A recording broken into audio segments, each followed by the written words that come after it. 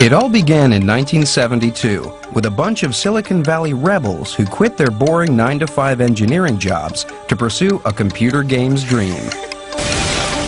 Their founding father was 28-year-old Nolan Bushnell, who bluffed and bartered his way into business with just $500 in capital. He set up a company named after his favorite board game, Go. In Japanese, when you're about to engulf an opponent's group, you politely warn them Atari. And I thought that was a good aggressive name for a company. Bushnell was a video engineer with a vision. He happened to have spent his university holidays working in a pinball arcade. He realised if you put a video screen in a wooden box, you could make a video game. In 1971, he knocked up the world's first video arcade cabinet in his daughter's bedroom, Computer Space. My very first experience with electronic games, if you were to consider them to be video, would be at the University of Utah. At the time, there were about 5 places where there were video screens connected to computers. The University of Utah happened to be one. The video game industry is one of the most powerful in all of entertainment globally, a multi-billion-dollar juggernaut that is now larger than Hollywood. From powerhouse consoles like the Xbox 360 and the PlayStation 3 to smartphones and Facebook, gaming has become truly ubiquitous and a major driver of innovation. But the rise of the industry was never a sure thing, and in fact, at one point, the entire market cratered. Major players were put out of business, the home console market vanished, and the entire art form nearly disintegrated.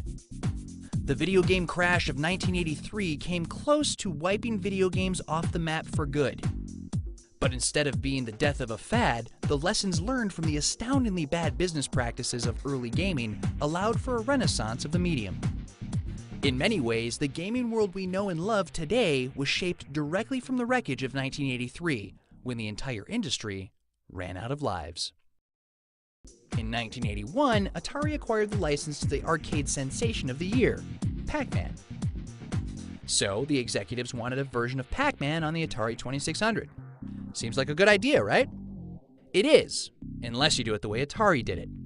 First of all, Atari only got the license late in the year, but wanted the game out in time for Christmas, which gave the programmer almost no time to actually make the game.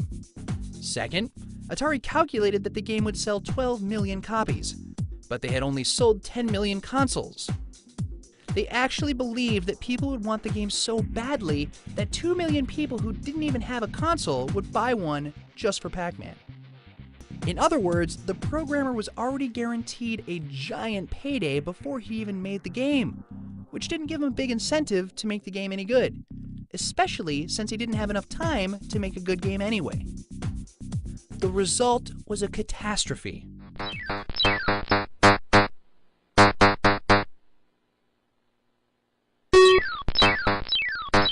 Pac-Man was a disaster. And apparently they didn't learn from it. The next year, the business executives signed another deal, this one with Steven Spielberg to make an E.T. game. Once again, the executives believed that the strong E.T. name alone would send people in droves to buy the game. It didn't. After getting burned by Pac-Man, audiences didn't buy the game just based on the name.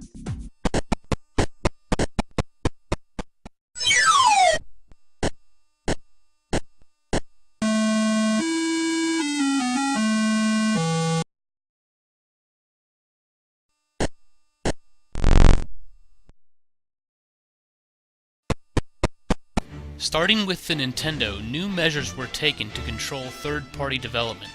One example would be the lockout chip in the Nintendo Entertainment System. The most important change, however, was the shift of the video game market from the United States to Japan. Even today, Japan has a majority control over the home video game market.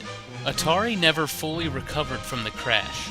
Warner Communications sold the company soon after, and when Atari tried to re-enter the market, they found themselves far behind Sega and Nintendo.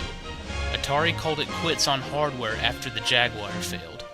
It was not until 1985, with the release of the Nintendo Entertainment System, that the industry would recover. A small Japanese novelty toy maker had other ideas. Nintendo Koppei was founded in 1889 in the ancient imperial capital of Kyoto. For over 80 years, it produced traditional Hanafuda playing cards, but in the 1960s, it diversified into the novelty toy market. Board games, beam guns, and love testers. In 1974, Nintendo produced its first video game, an electronic version of the traditional Japanese game, Go. But it was in the home console market that Nintendo was to have the biggest impact. The language of a generation changed as Nintendo firmly replaced Atari in the American vocabulary.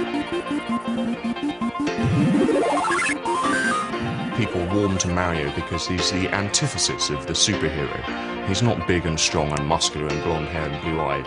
He's a short, dumpy Italian fellow with a moustache and a big nose. Mario is the video game superstar. A survey in the United States in 1989 found that more American children recognise Mario than Mickey Mouse. If you look at the case with cinema, for 30 or 40 years, cinema was thought to be a mindless form which was just sensationalist and pornographic. And eventually people realised, well, there are artistic things you can do with cinema that you can't do with any other forms. And I think the same is true with video games.